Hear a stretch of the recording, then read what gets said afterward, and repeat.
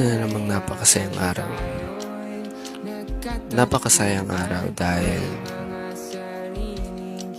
napuno ng kasiyahan ang oras na nilaan.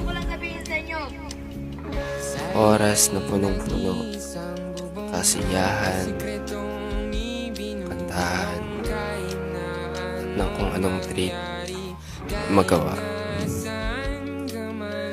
Mayroon na namang istorya na may susulat sa libro ng aking buhay.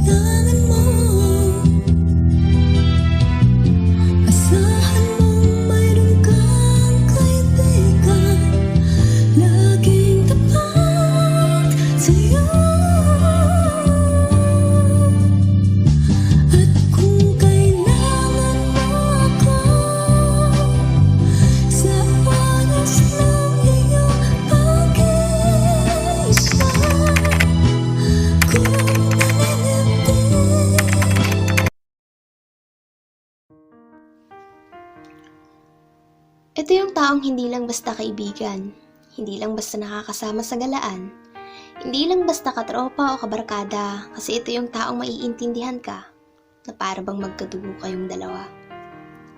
Sa panahon ngayon, iilan na lang sila, madalang ka nang makahanap ng isang taong magiging totoo sa'yo. Yung masasandalan mo kapag pakiramdam mo nag-iisa ka sa mundo.